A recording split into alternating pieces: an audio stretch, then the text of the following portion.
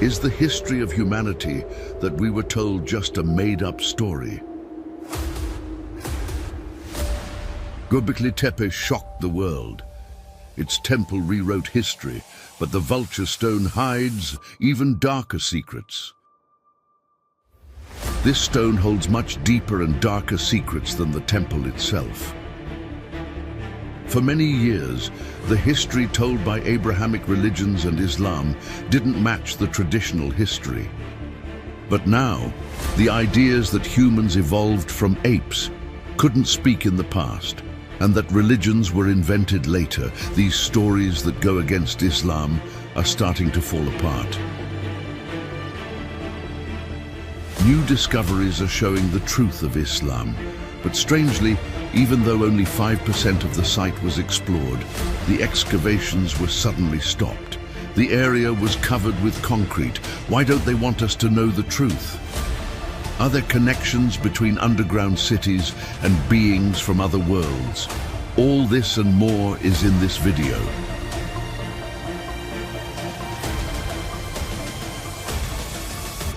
If you're ready, let's begin. Göbekli Tepe was discovered in Turkey. We gathered information for you from both international and Turkish local sources and translated them. There are only 2 of us behind this channel. If you want us to keep creating these huge projects, don't forget to like, subscribe, and leave a comment. The history we were taught is actually the history that some people want us to believe. It usually starts with the Sumerians. We are told that before them, humanity had nothing to do with civilization. People were primitive. They couldn't think wisely, speak, or act in an organized way. Supposedly, they hadn't finished evolving. For hundreds of thousands of years, they lived as hunter-gatherers. Concepts like intelligence, art, religion, and architecture only appeared after the invention of farming. According to this story, first people learned how to feed themselves, then they settled down, then they started to think and worship. In short, this view of history claims that religion was invented, writing was invented. There was no one named Adam, the first humans were more primitive than monkeys, and there was no Allah. But in 1995, a discovery near Şanlıurfa in Turkey completely changed this story. Göbekli Tepe was found, and it shook the foundations of the traditional history narrative. Because the structures found there were giant stone temples, built by humans even before pottery existed, and those people weren't even living in villages yet. This fact destroys many claims of the classic historical view. The existence of such an advanced religious structure during the so-called primitive period proves one thing. Humans were not primitive creatures as believed. Even in the earliest times, they had deep faith, symbolic thinking, and a strong ability to organize as a society. In the evolutionary view of history, the human mind and belief develop slowly over time. But Göbekli Tepe shows us that humans were created with reason, awareness, and belief from the very beginning. This matches the Islamic belief completely. According to the Qur'an, the first human, Adam, had knowledge when he was created. Allah taught him the names. This shows that humans were never primitive. They were created with knowledge and belief. Göbekli Tepe is a turning point that shook the established and secular views about human history. It is historically very important, especially for the followers of the Ibrahimi religions. It is a great victory. Humans are conscious and full of faith by their nature. Religion is a part of human beings. It is not something that developed later. Human history is not a journey from primitive to advanced. It carries the traces of a conscious and well-equipped beginning. On this channel, we've already talked about the pyramids of Giza, Babylon, the gardens of Iram, and many other advanced civilizations. We've shown that humanity had incredible technology in the past, technology that we still don't understand today. And we will continue to break down the fake history that is forced on us. So what was actually found at Göbekli Tepe? Some people talk about bags, the Anunnaki, and even aliens. Are these theories true? Let's explore them together. By 2014, Klaus Schmidt had published many articles and a detailed book on the early findings of Göbekli Tepe. Although a new book was on the way, only 3 to 4% of the site had been excavated. Still, it had already become one of the world's most popular archaeological sites and also the center of many so-called scientific theories. At first, people called Göbekli Tepe a small ritual site, but today we know it covers an area larger than 12 football fields. Excavations are still expanding. Thanks to these efforts, we also discovered other massive sites like Karahan Tepe. We now believe this region is home to many more ancient areas and underground cities.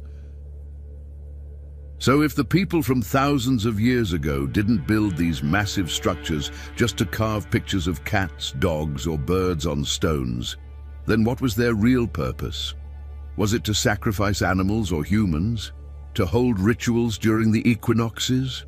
Or to honor the god they believed in?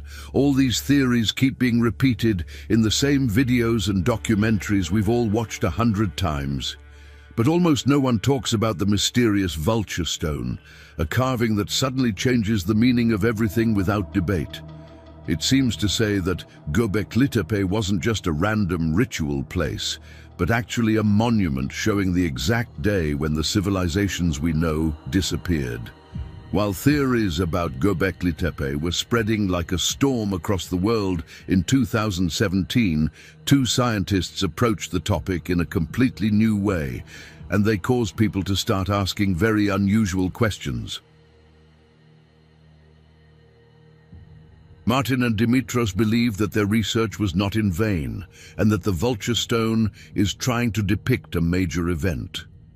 They interpret the positions of the constellations as a reference to that time period. So, what could this great event, which the ancient people aimed to represent with these massive stones, have been? The duo suggests that the motif above the symbols depicts an object passing through the sky, more specifically, a meteor. They argue that the headless human figure at the bottom of the stone symbolizes a great catastrophe. In their articles for Mediterranean Archaeology and Archaeomadriz, the researchers write that the vulture stone was prepared to symbolize the greatest disaster humanity had experienced since the last ice age. They support their theory by calculating the time periods when the constellations on the stone would have been aligned in the same way. Using computer simulations, they determined 3 significant dates: 4350 BCE, which coincides with the sudden rise of Sumerian civilization, 10,950 BCE, and finally 18,000 BCE. As I have mentioned before, this aligns with the catastrophic Younger Dryas event, scientifically dated to between 11,000 and 13,000 years ago. For those who don't know or may have forgotten, during this time, our planet, covered in vast glaciers, experienced a sudden global temperature increase. The ice sheets melted rapidly, leading to massive floods, which some believe to be related to the New Age's Great Flood. Today, experts are still investigating what triggered this unimaginable catastrophe, and there are 2 main possibilities: a meteor impact, or, a more likely scenario, a massive solar flare hitting our planet. The destruction caused by this event manifested through global floods, fires, and electrical storms, and it even led to the extinction of many animal species. It has now been scientifically proven that such a disaster occurred. This is no fantasy. Both the Great Flood mentioned in religious belief systems and the sudden disappearance of advanced ancient civilizations align with the time when this event took place. Additionally, we have another compelling piece of evidence proving this catastrophic period: the vast underground cities. These cities, found all over the world, are linked to the existence of advanced civilizations that lived underground, a concept present in many cultures and mythologies. It is believed that during this great disaster, humanity sought refuge underground and later emerged to rebuild civilization. This recurring theme appears throughout the course of history, time and time again. As a result of the discoveries at Göbekli Tepe and other nearby sites, the first radical change occurred. The end of the Paleolithic period and the beginning of the Neolithic period, as taught in history books, were revised. The start of the Neolithic period was pushed back by several thousand years. The heads and masks that were found are much smaller than life-size representations. Most of them appear to have been deliberately placed in the filling of Göbekli Tepe's central area. It's as if the people of that time wanted to say, "We are closing this place, but our eyes and minds are still with you," by placing these heads in the central circle. Approximately 13,000 years ago, this event occurred, not as a theory, but as a scientifically proven fact. As the Earth was emerging from the last ice age, it rapidly entered a new period of cooling, far beyond what would be expected under normal climatic conditions. This sudden cooling, known as the Younger Dryas, may have been triggered by a comet or asteroid impact, according to some research. Scientists, through the analysis of ice cores and other geological evidence, suggest that this impact caused a year-long period of darkness and widespread debris. During this time, around 12,800 years ago, an abrupt and intense cooling occurred, followed by a sharp rise in sea levels and global warming approximately 11,500 years ago. Archaeological findings show that this event led to the mass extinction of a significant portion of plant and animal species. Additionally, there is evidence suggesting that this cooling period drove certain human groups to develop agriculture, which, in turn, accelerated technological advancements and societal progress. During this mini-ice age, Australia and Papua New Guinea were united as a large landmass called Sahul, while the Southeast Asian islands merged into a landmass known as Sunda. These regions were among the most biologically fertile areas of the world during the last ice age. It is believed that the megalithic pillars at Göbekli Tepe may carry evidence of a comet impact on Earth. Researchers suggest that the symbols on these pillars were used to document a catastrophic event. Perhaps these symbols tell the story of a global disaster triggered by a comet striking the Earth. Scientists, using supercomputers to analyze the symbols, have found correlations between these symbols and astronomical events that occurred around 10,950 BCE. According to their research, Göbekli Tepe may have been built as an astronomical observatory designed to record this catastrophic event. The similarities between the bird depictions at Göbekli Tepe and the rock art of Australia are indeed quite striking. The birds depicted at Göbekli Tepe could represent large birds that went extinct around 30,000 years ago, such as the emu or similar species. These birds share similarities with symbols considered sacred in Australia, particularly those associated with the dark regions of the Milky Way. In northern Australia, rock art depicting emu-like birds can also be found. These birds were known to hold a special place in ancient cultures, especially in an astronomical context. Göbekli Tepe, in this regard, is not an isolated structure. Archaeologists have discovered over 40 archaeological sites with similar cultural traces. These findings in the Mesopotamian region suggest that ancient people were deeply concerned with cosmic events such as celestial occurrences, global catastrophes, and rising sea levels. It's possible that ancient people passed down knowledge of comet impacts, volcanic eruptions, and solar storms through oral traditions, preserving the memory of such events for generations. The symbols at Göbekli Tepe may well be a monument commemorating these kinds of events, Some researchers believe that the builders of Göbekli Tepe were a group of people displaced by rising sea levels, who then resettled and rebuilt their culture in new lands. So why is Göbekli Tepe hidden from history books? Why is it concealed that the people of that time were advanced enough to build monumental structures like ours? However, even today, many mainstream academics and historians keep saying that Göbekli Tepe was built by hunter-gatherer tribes. They claim the 50-ton animal carvings on the giant pillars were made just because the people of that time wanted to draw the animals they saw around them.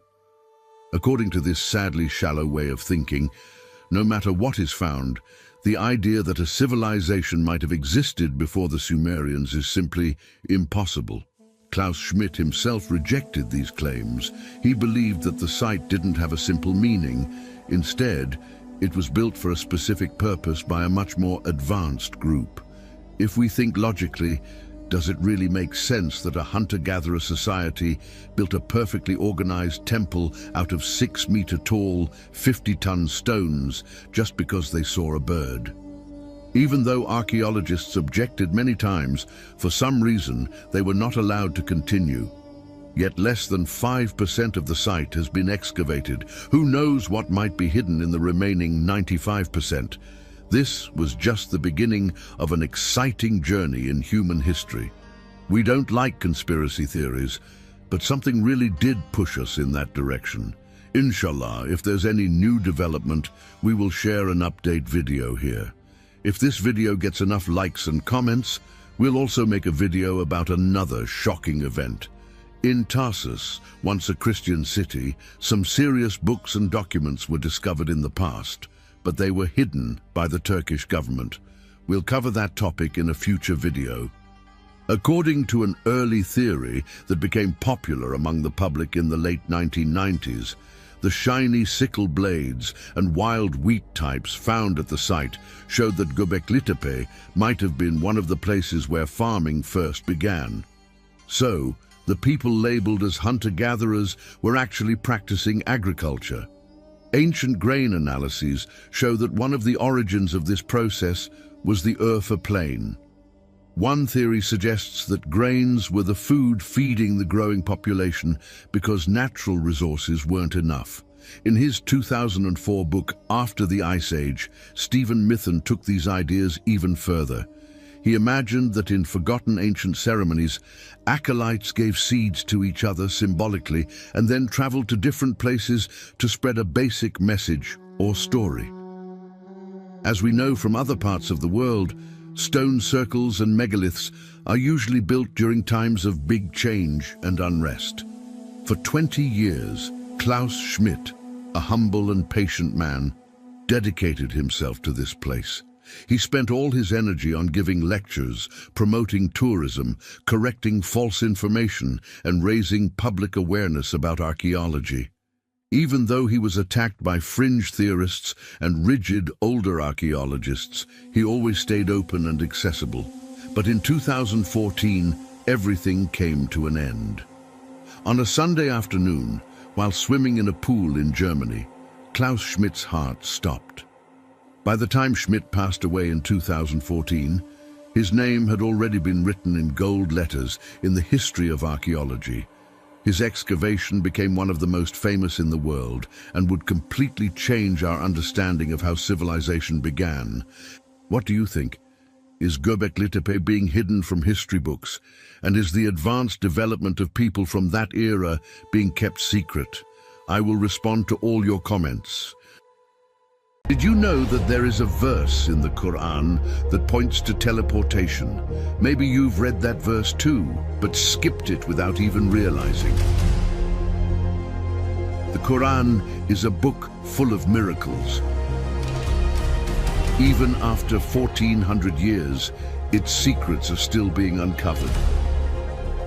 And today, we're going to talk about some of the most interesting ones.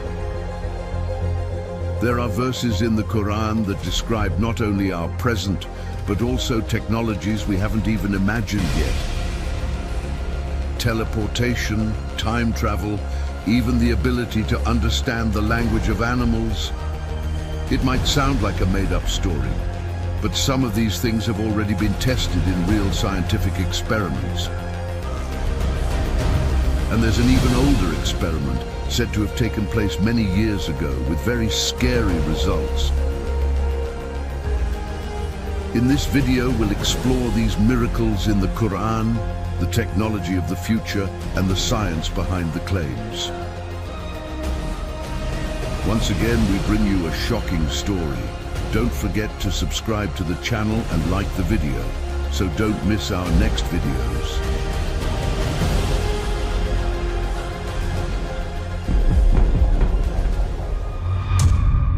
It is known that the Qur'an contains many scientific signs, not just one or two, but many. And there are miracles that a human could never know by themselves. Let's talk about a few of them. In Surat al-Dariyat, ayah 47, it says the universe is expanding. In Surat al-Hadid, ayah 25, it says that iron was sent down from the sky. In Surat al-Zumar, ayah 6, it talks about how a baby grows in the womb in 3 layers of darkness. In Surat al-Nur, ayah 40, it tells about the darkness in the deep sea. In Surat al-Anbiya, ayah 30, it says the universe had a beginning, like the Big Bang. In Surat al-Naba, ayah 12, it mentions the layers of the atmosphere. In Surat al-An'am, ayah 125, it talks about how air pressure changes with altitude. In Surat al-Mu'minun, ayah 14, it explains the stages of the embryo. In Surat al-Nahl, ayah 68, it says the honeybee is female. In Surat al-Ra'd, ayah 3, it says that plants have male and female types. In Surat al-A'raf, ayah 57, it talks about the weight of clouds. In Surat al-Qiyamah, ayah 4, it says that every human has a unique fingerprint. In Surat al-Tariq, ayah 11, it tells that the sky reflects. In Surat al-Hijr, ayah 22, it speaks about winds that help with pollination. These are just a few of the hundreds of scientific signs that have been discovered, and all of them were found to be true. But now comes the big question. What if there are even more hidden inside the ayat of the Qur'an? What if we can also find clues about future technology in it? Now we will look at those ayat and the topic of teleportation in the Qur'an, because Allah says, everything dry and wet is written in the clear book. So according to this ayah, everything is found in the Qur'an.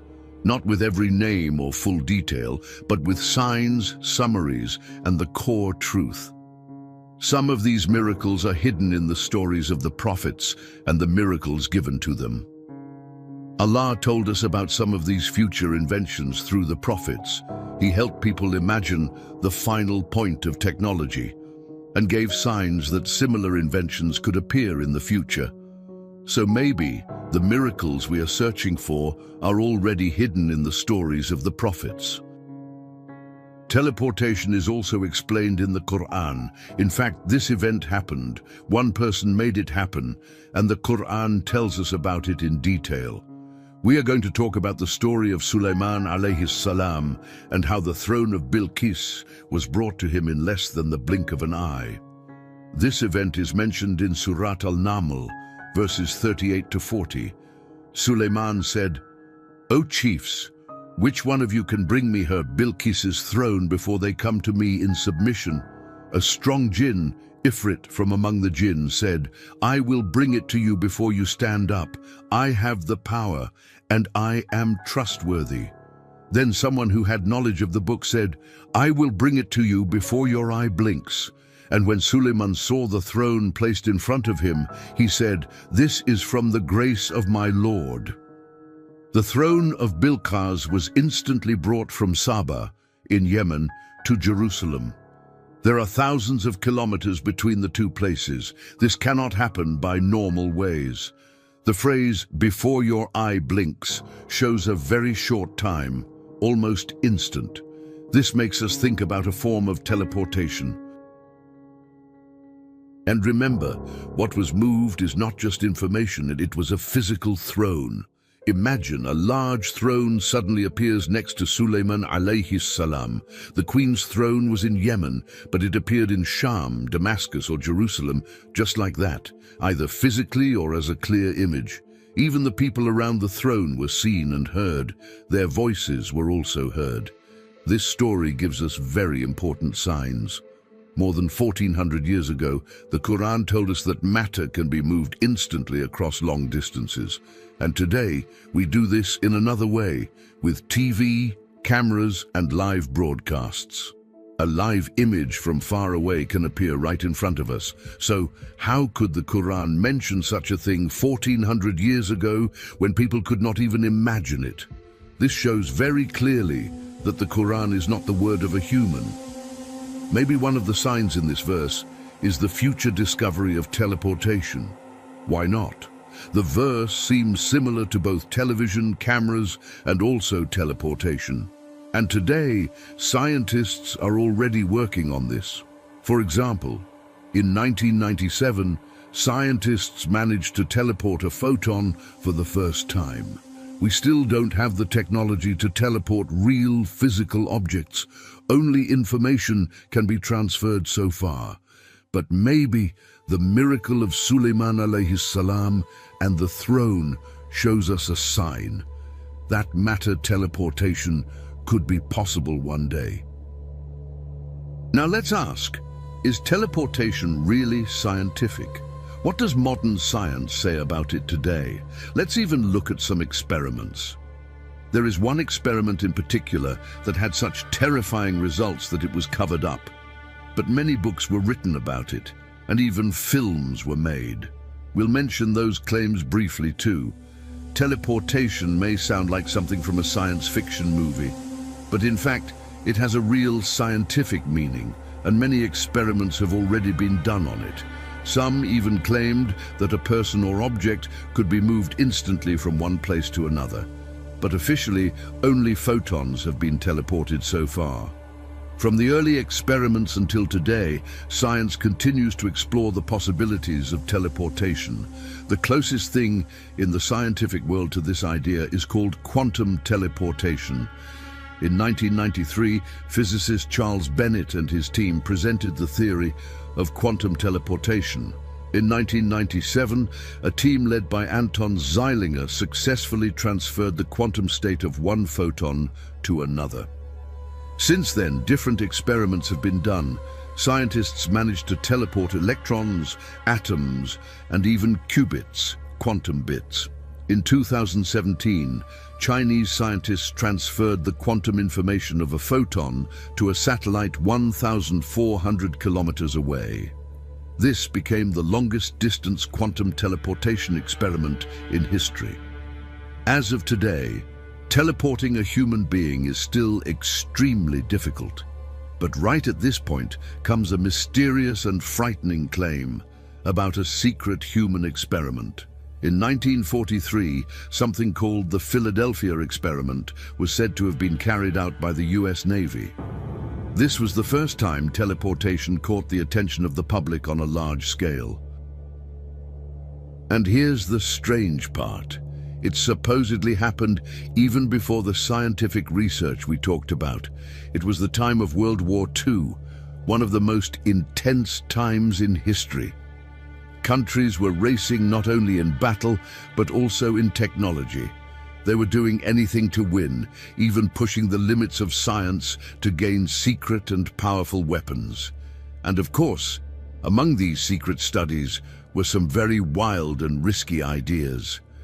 One of them was to make warships invisible, especially to enemy submarines and radar systems. Yes, making a ship invisible. Camouflage has always been a big part of military strategy. And even today, we use radar invisible technologies for planes and ships. In October 1943, at the naval base in Philadelphia, a ship called the USS Eldridge was chosen for a teleportation experiment. Massive generators were placed on the ship based on Albert Einstein's unified field theory. The goal was to create a powerful electromagnetic field around the ship to bend light and make the ship invisible to both the human eye and radar. Similar tests had already been done that summer. But when the button was pressed in October, something unexpected happened. The generators activated with a loud noise, and suddenly, a thick green fog surrounded the ship. When the fog disappeared, the ship was gone. The USS Eldridge had vanished. It had become invisible. But that's not even the most shocking part. In Norfolk, Virginia, 350 kilometers away from Philadelphia, people on another ship saw something they could not believe. The USS Eldridge appeared right in front of their eyes and then disappeared again. But what's even more shocking is this. The people who saw the ship in Norfolk said the time was 10 minutes before the ship had disappeared from Philadelphia. Yes, while trying to make a ship invisible, they may have accidentally discovered both teleportation and time travel. The ship first vanished from Philadelphia, appeared in Norfolk, and then reappeared in Philadelphia 10 minutes later. But the event ended in a tragedy. Some of the crew were found merged into the ship's walls, some were left in deep psychological trauma, and some completely disappeared. After the event, those who witnessed it were forced into brainwashing programs and other methods to make them forget. The experiment was shut down, but years later, the story returned, in books and films.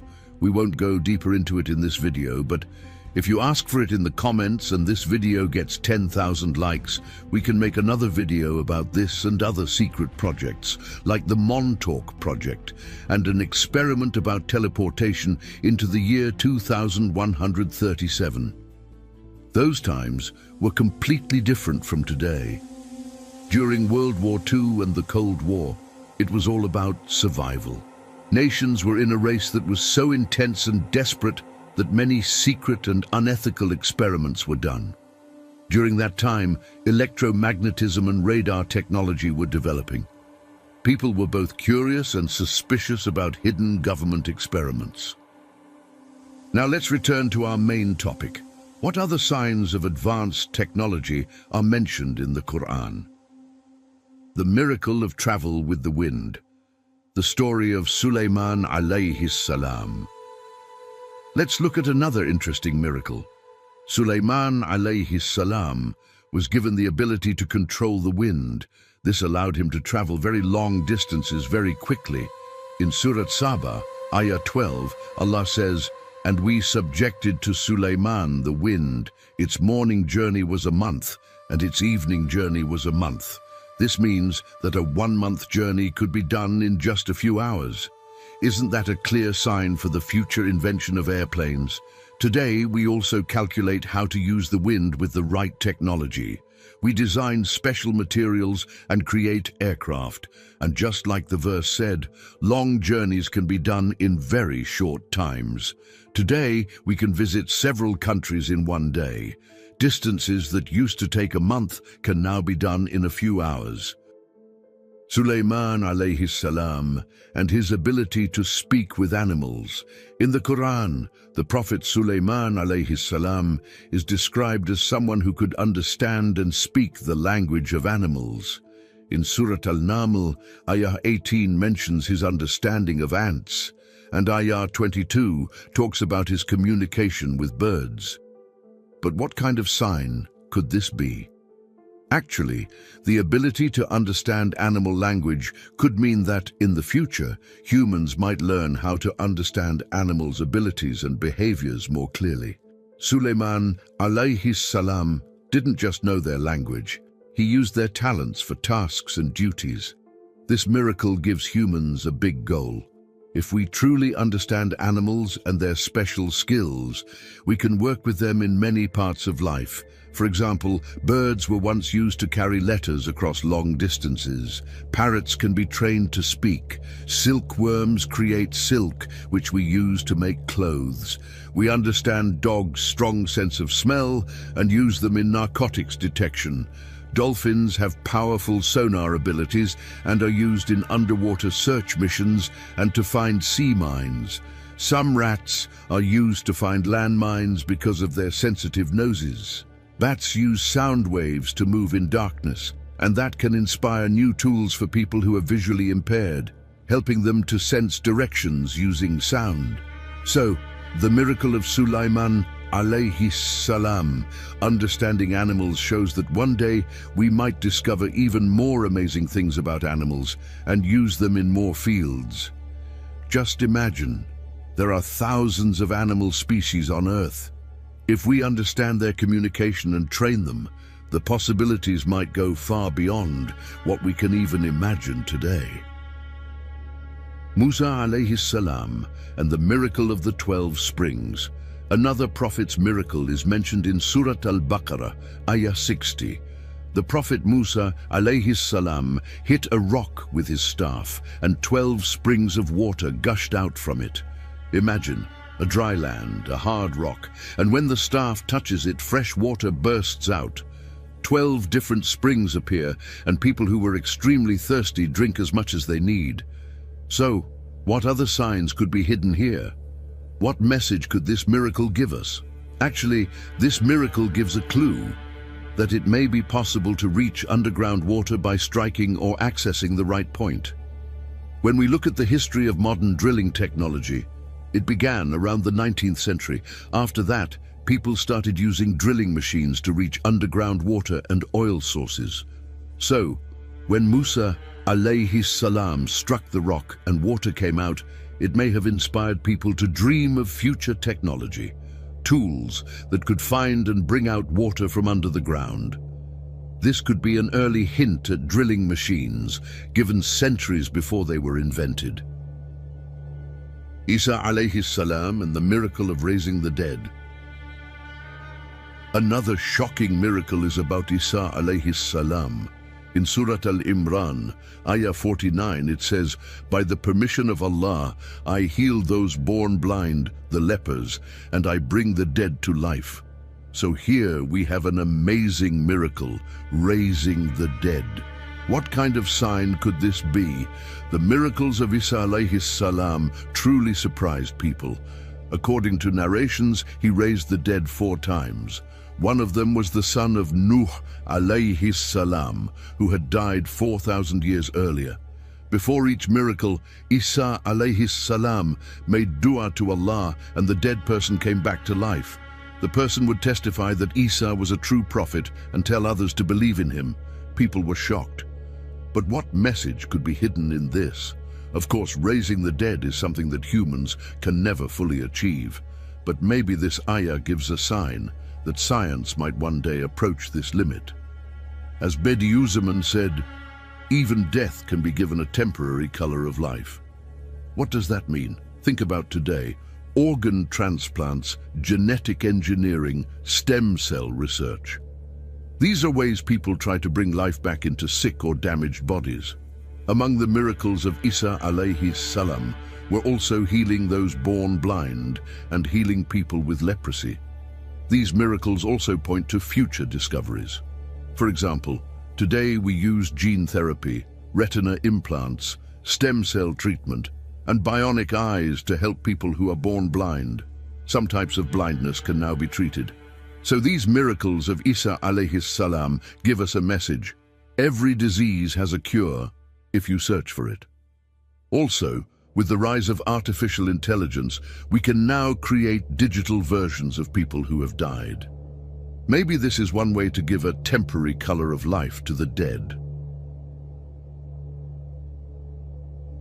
Ibrahim alayhi salam and the fire that did not burn him. The cruel king Nimrud was angry at Ibrahim alayhi salam and ordered a huge fire to be made. When Ibrahim was thrown into this giant fire, something incredible happened. The fire did not burn him. Not even his clothes were harmed. This was a special miracle just for Ibrahim alayhi salam, but it also carries signs for the future. If even his clothes didn't burn, maybe it was a message that one day humans would discover fire-resistant materials, and that's what happened. In the 20th century, scientists created the first heat-resistant suits for firefighters.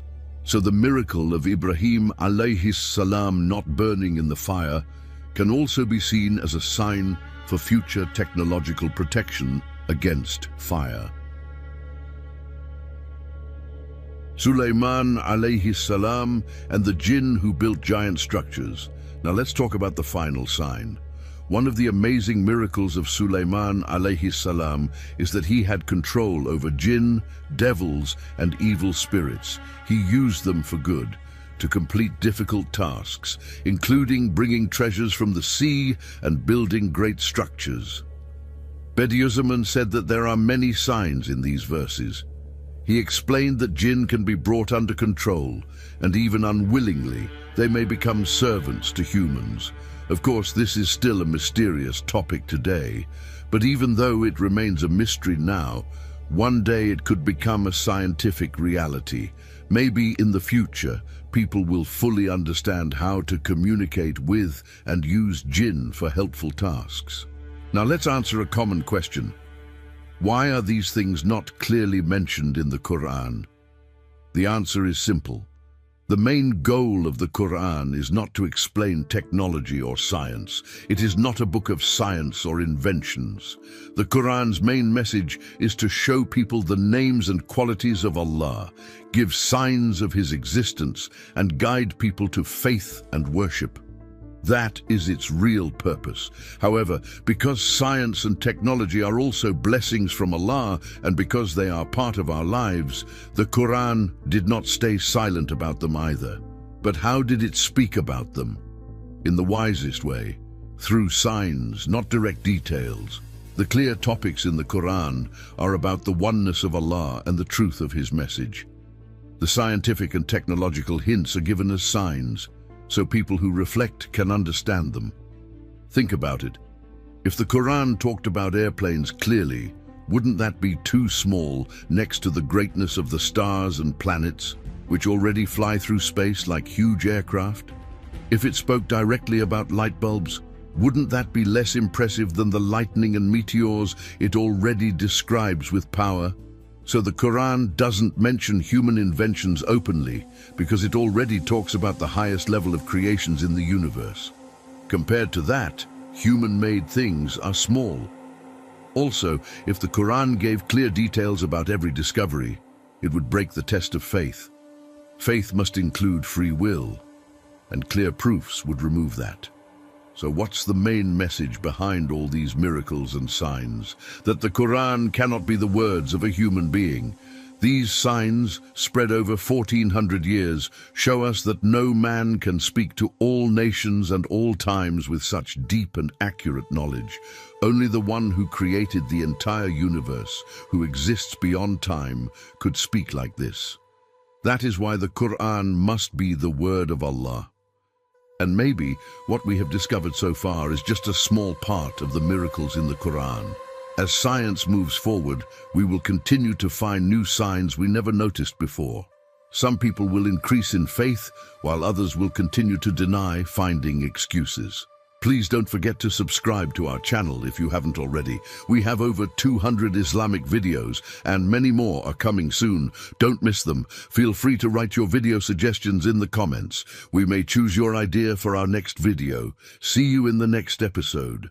May Allah protect you and your loved ones and always be with you. At a time when the most powerful empire in history, the Roman Empire, was still worshipping idols. Believers were being tortured. 7 young men who held important positions in the empire chose to believe and could no longer stay silent.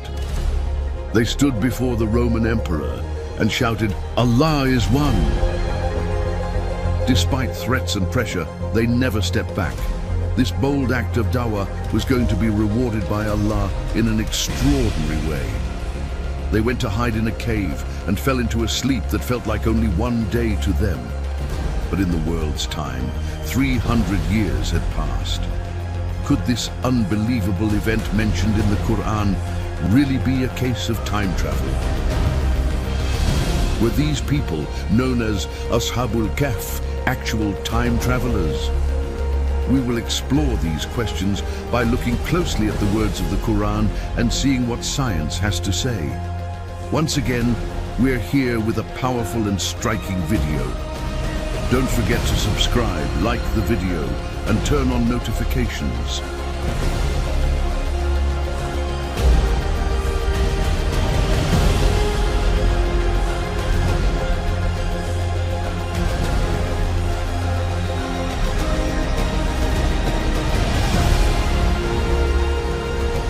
If you are ready, let's begin.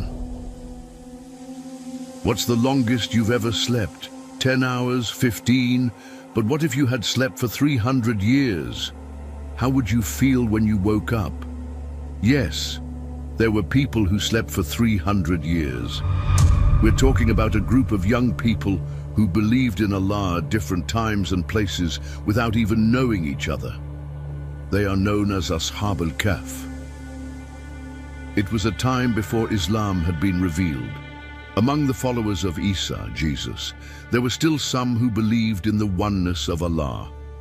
At that time, the Roman Empire followed paganism. But they didn't just believe in it, they also tried to force every believer who had turned to the truth and accepted the teachings of Isa to return to their old religion. Those who refused to go back were punished with horrible deaths. For example, they were nailed to crosses and burned alive. Most of the true believers were poor and weak, but there were also some people who were noble in spirit, even though they were rich and held high positions in the empire. Some of them were known as the Ashab al-Kahf, or the Seven Sleepers. These young men held important positions in the Roman Empire. They had found faith, but they kept it hidden. The more they saw the cruelty toward the believers, the more their hearts were filled with pain. Every whip that struck a believer felt like a deep wound in their own souls. They wanted to do something. But what could they do? These young men had actually come to faith at different times, each without knowing the others. Whenever the Romans held idol sacrifice ceremonies, these young men, still unknown to each other, would quietly leave the crowd, unnoticed, and refuse to take part. Then one day, the whole city was filled with fear and excitement. The Roman emperor was coming to visit. To prepare for his arrival, the local governor began to increase the pressure on the followers of Isa, forcing them to leave their faith and return to idol worship. His goal was to make sure that when the emperor arrived, no one in the city would be seen rejecting the Roman gods. But he didn't realize there were people right in his circle who believed. Just like Allah placed Musa, Moses, in the palace of Fir'aun, Pharaoh, there were also Musas in this palace. Don't worry, in every time, Allah always sends a Musa to stand against every Fir'aun. In that royal palace, there was a group of young men who had found faith, and then the great day arrived. One by one, the leaders of the city came forward, kneeling before the Roman emperor and declaring their loyalty. Then came the turn of a young man from the Ashab al-Kahf, someone they had never suspected. This young believer felt that the time had come to speak the truth. With courage placed in his heart by Allah, he stood in front of the emperor and boldly declared his faith. Allah is one. Those words shook the palace, and even the shaitans and their followers were shaken with fear. This brave declaration gave courage to the other young men as well. They all stepped forward and shouted their hidden faith in front of the most powerful men of Rome.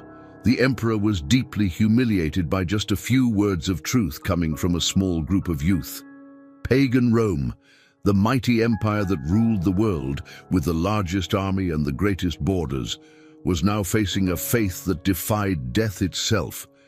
These young men were full of Iman that challenged the universe. Those around the emperor demanded their execution.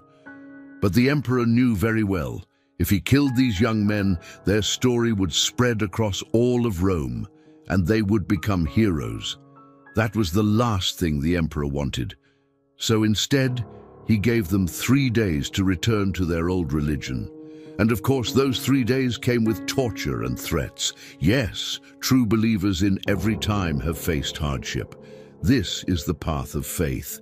If you believe, you will pay the price. If you believe, you must be patient.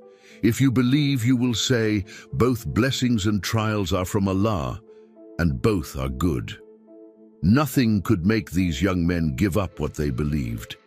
They found a way to escape from the place they were being held. And late at night, they began their journey away from the city toward the countryside. Eventually, they reached a cave believed to be on Mount Angelus and took shelter there with full tawakkul in their Rabb. With them was a dog named Kitmar, who followed them on their journey. Those who tried to chase and catch them ran out of the cave in terror.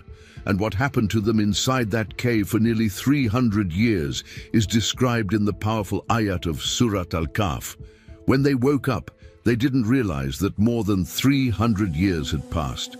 They thought they had only stayed in the cave for 1 day because their bodies looked the same and they felt no difference at all.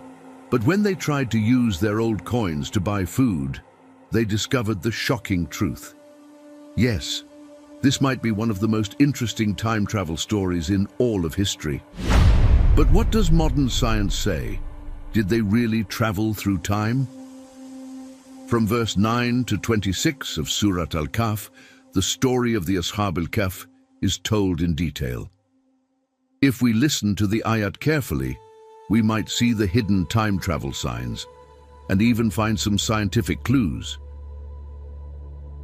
Allah says, "My messenger, do you think the story of the people of the cave and Al-Raqam is something strange? When the young men took shelter in the cave, they said, 'Rabbana, give us mercy from you and guide us to what is right in our situation.' So we sealed their ears in the cave for many years. Then we woke them up to see which of the two groups could better calculate how long they had stayed. We tell you their story with truth. They were young men who believed in their Rabb, and we increased their guidance. O Messenger, if you had seen them in the cave, you would have noticed the sun turning to the right as it rose and to the left as it set, while they lay in a spacious area inside the cave.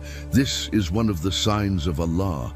Whoever Allah guides is truly guided, but whoever He lets go astray, you will never find a friend to guide them.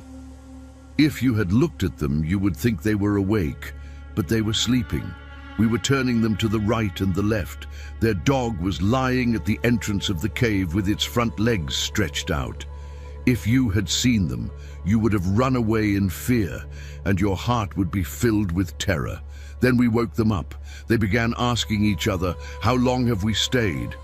One of them said, 'Maybe a day, or less than a day.' Then they said, 'Your Rabb knows best how long we stayed.' They remained in their cave for 300 years, and they added 9 more. Say, Allah knows best how long they stayed. This part contains an important detail about how time is measured. Some scholars say the difference between 300 and 309 years comes from the lunar and solar calendars. According to the lunar calendar, 300 years is equal to about 309 years in the solar calendar. This shows a precise calculation related to the concept of time in this story. Now let's imagine together. 7 young men take shelter in a cave and stay asleep there for 309 years. If time had passed normally for them, they should have aged or even died by the time they woke up. But no. This is where the power of Allah comes in. The ayat suggest that when they woke up, they were still young and able to continue their lives as normal. This means their bodies were protected inside the cave. In fact, the ayat do not say they were just in the cave, but in a special space inside the cave. In Surat Al-Kahf, verse 17, it says, "Wahum fa fajwatin minhu," which means they were in a fajwa, a hollow space inside the cave. In Arabic, fajwa refers to a high place, untouched by the ground, like something suspended in the air. It can mean a protected and hard-to-reach space, a place almost hanging in time. Some scholars and researchers see this as a kind of time capsule. When they woke up, their first question was, "How long have we stayed?" And their answer was just as surprising. A day or less than a day. But the ayah clearly says they stayed for 309 years. This shows that their sense of time had stopped, or time had passed differently for them. And then, look closely at the next words. Your Rabb knows best how long you stayed. If the time passed inside the cave was the same as the outside, and Allah already said it was 309 years, then why is there another statement that only Allah truly knows the time? This might mean that there was a second hidden layer of time. It suggests that inside the cave, by the will of Allah, a different dimension of time was operating. For these young men, time may have stopped or moved very slowly. The mysterious language in the ayat pushes the limits of our understanding. While the outside world aged over 309 years, their bodies and minds remained untouched by time. Yes, the ayah clearly says they were in a special space inside the cave. Classic scholars like Ibn Kathir and Al-Tabar explain this word as a deeper part of the cave protected from direct sunlight. Because the sunlight did not reach them directly, their bodies did not decay, either physically or biologically. For them, one day passed, but in our time, it was 309 years. This is actually scientifically possible. If a person stays in a place where time moves slowly, like a spaceship near the speed of light or close to a black hole, only one day might pass for them, while hundreds of years pass in the outside world. The story of Ashab al-Kahf in the Qur'an can be understood in this way. Time seemed to stop for them, and their words, "a day or less than a day," now make perfect sense. The cave of Ashab al-Kahf might be located in a place with special magnetic or cosmic properties. This could be the reason why time flowed differently there. In modern science, time travel is studied through several theories. Einstein's theory of relativity says that time is relative, and when speed increases, time slows down. In quantum mechanics, the idea of superposition means that an object could exist in different points in time at once. Some scientists believe that traveling into the past is not possible, but traveling into the future might be, at least in a certain way.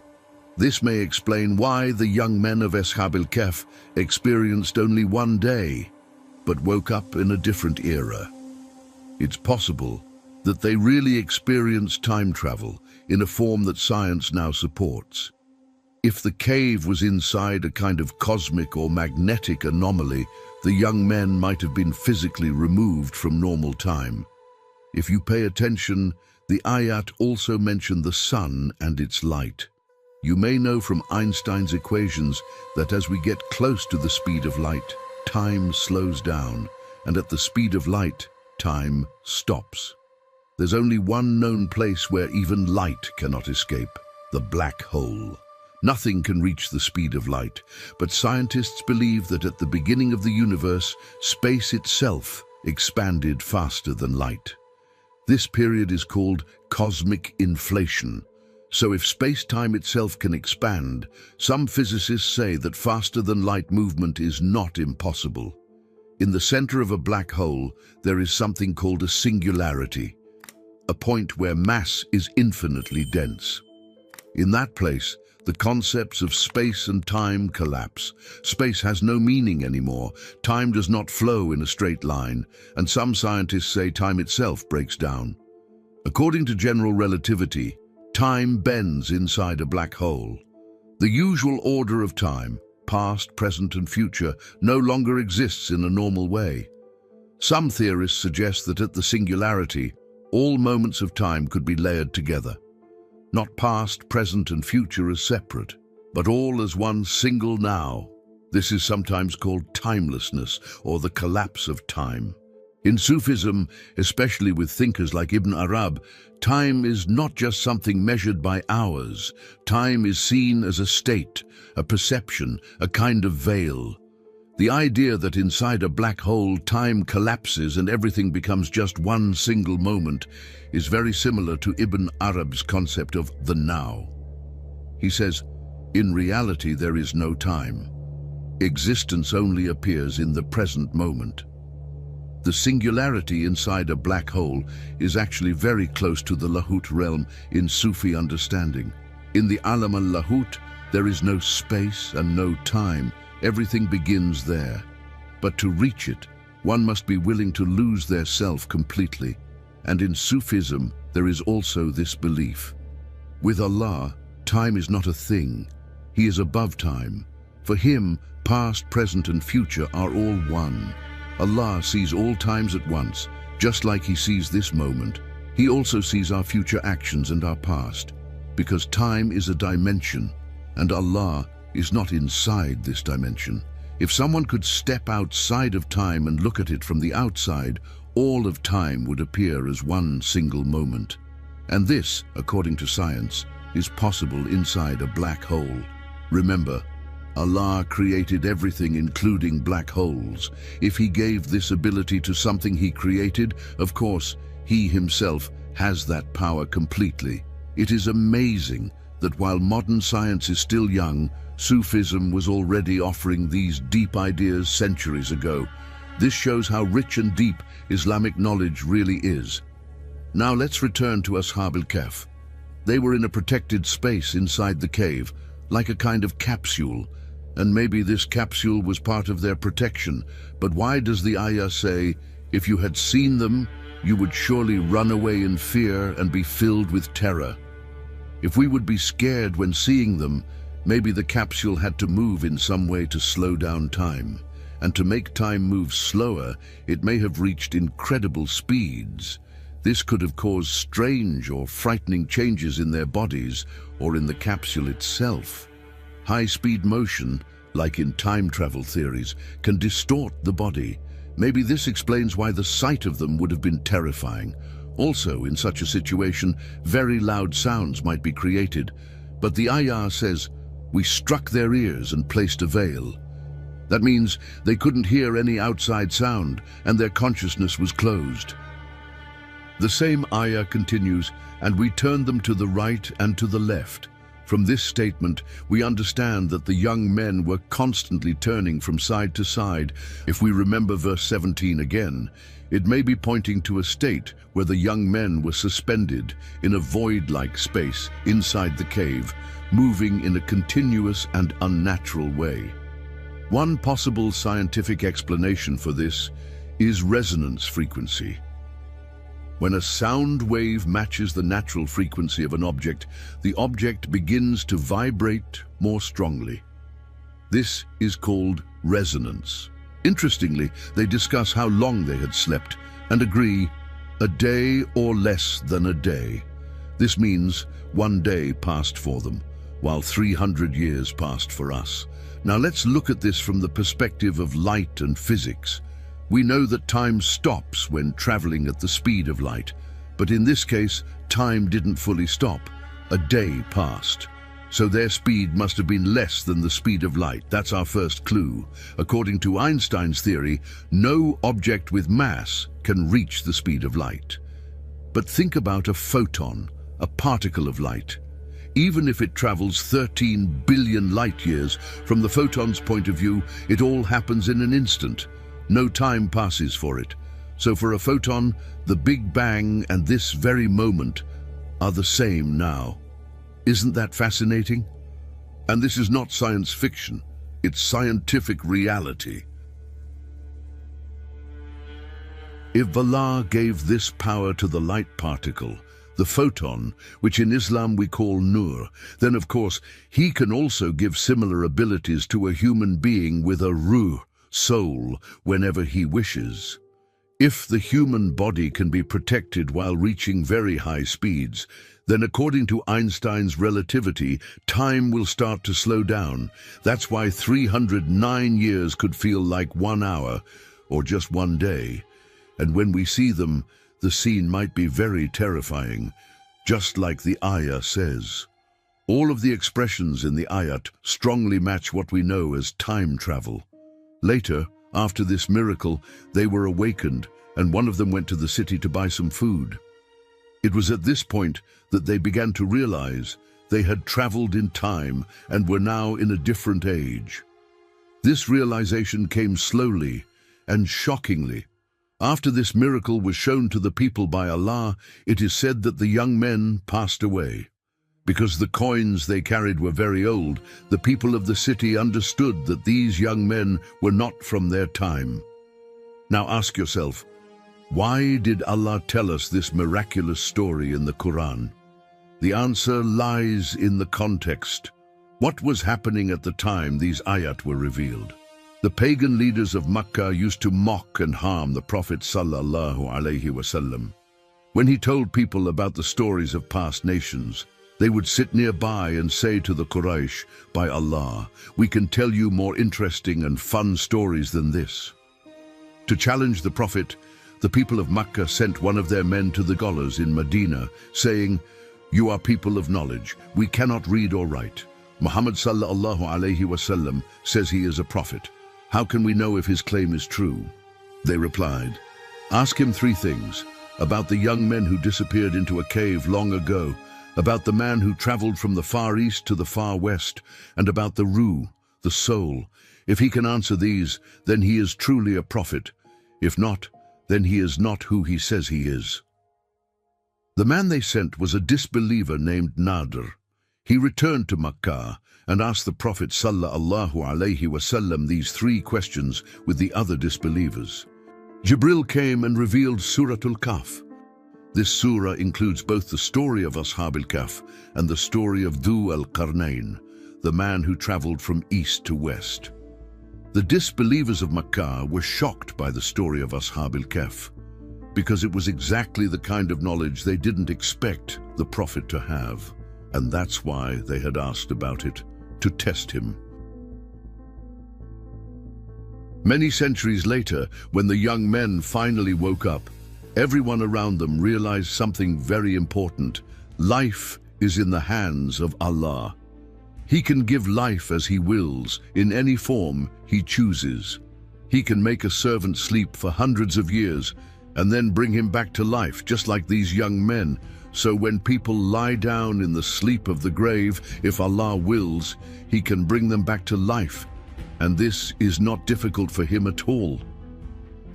After this awakening, thousands of people rushed to the cave to see the Ashab al-Kahf.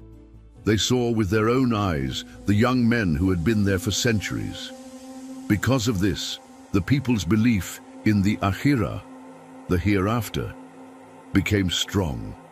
They understood that Allah is fully capable of bringing the dead back to life, just as He awakened these young men after so many years. When the people saw them, the young men went back into the cave. They raised their hands in dua, bowed in sujood to Allah, and returned to the sleep of death until the day of judgment. After this great miracle, the Roman rulers built a place of worship at the entrance of the cave. And so, the story of the Ashab al-Kahf came to an end after they completed their mission of being a proof for the hereafter and a reminder of Allah's power over life and death. So we want to make similar stories like story of Dhu al-Qarnayn. It is also mentioned that he sealed a barrier or a gate blocking a path. This could also point to another dimension or be a symbol for what scientists call a wormhole or space-time fold.